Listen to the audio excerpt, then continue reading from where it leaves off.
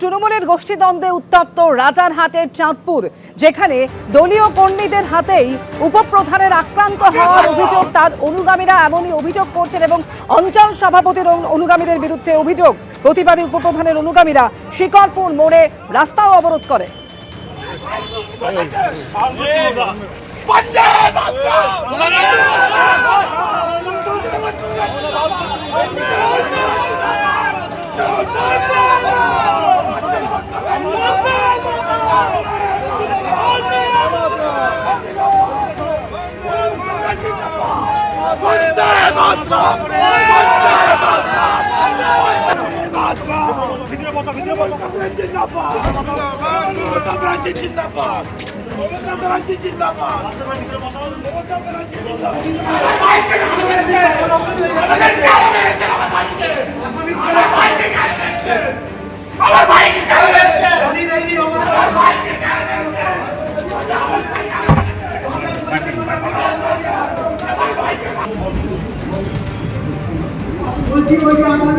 আজকে নেতা নাকি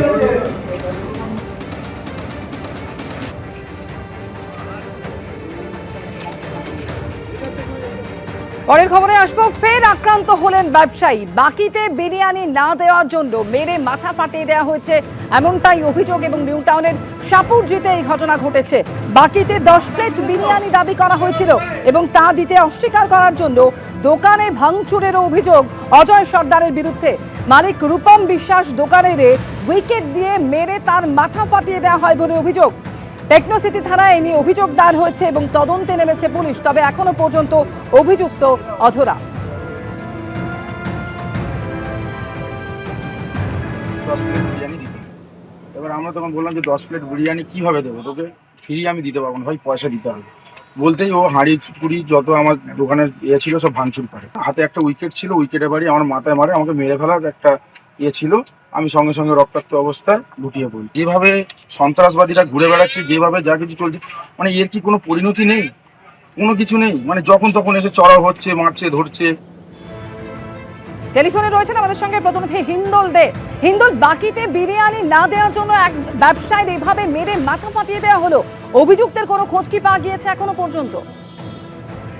না দেখো, এই ঘটনার পর থেকে টেকনোসিটি থানার পুলিশ তারা তদন্ত প্রক্রিয়া শুরু করেছেন, কিন্তু এখনো পর্যন্ত অভিযুক্তকে পাওয়া যায়নি। এখনো পর্যন্ত যেটা তিনি তৃণমূলের একজন নেতা, স্থানীয় নেতা, এবং এই যে ঘটনা ঘটেছে যেটা রূপম বিশ্বাস অর্থাৎ কিনা সেই বিরিয়ানি দোকানের মালিক, যেটা স্পষ্টত অভিযোগ করছেন যে সেই ব্যক্তি অজয় সর্দার তিনি আসেন, সাথে আরো বেশ কয়েকজনকে সঙ্গে নিয়ে এসে তিনি একেবারে 10 প্লেট বিরিয়ানি বলেন দিতে দোকান মালিককে, এবং দোকান মালিক বলেন পয়সা দিতে। তখন বলা হয় যে তার তরফ থেকে যে তিনি পয়সা এখন দেবেন না, বাকিতে সেই বিরিয়ানি দিতে হবে। স্বাভাবিকভাবে সেই বিরিয়ানির দোকানের মালিক বলেন যে বাকিতে তিনি এই বিরিয়ানি দিতে পারবেন না, এবং তারপরেই কিন্তু রীতিমতো তাণ্ডব শুরু করে সেই অভিযুক্ত ব্যক্তি। সে কিন্তু রীতিমতো সেই বিরিয়ানির দোকানে ভাঙচুর যেমন চালান, তার পাশাপাশি কিন্তু সেই দোকান মালিক রূপম বিশ্বাস তার মাথা ফাটিয়ে দেওয়া হয় উইকেট দিয়ে, তেমনটাই তিনি অভিযোগ করছেন। গোটা ঘটনায় তিনি যথেষ্ট আতঙ্কের মধ্যে রয়েছেন, এবং তিনি যেটা তার স্পষ্ট বক্তব্য, তিনি ব্যবসা করতে এসেছেন, সেখানে তিনি বাকিতে দিতে চান না, সেই বিষয়ে তিনি বলতেই পারেন। তাহলে তাকে যেভাবে মারধর করা হলো, তার দোকানে যেভাবে ভাঙচুর করা হলো, তাতে তিনি যথেষ্ট আতঙ্কের মধ্যে রয়েছেন। ইতিমধ্যেই টেকনোসিটি থানায় গোটা বিষয়টি অভিযোগ আকারে লিপিবদ্ধ হয়েছে। পুলিশ তদন্ত করে দেখছে গোটা বিষয়টি কি ঘটেছিল, এর নেপথ্যে অন্য আর কোনো কারণ রয়েছে কিনা সেটাও খতিয়ে দেখা হচ্ছে, তেমনটাই পুলিশ সূত্রে খবর।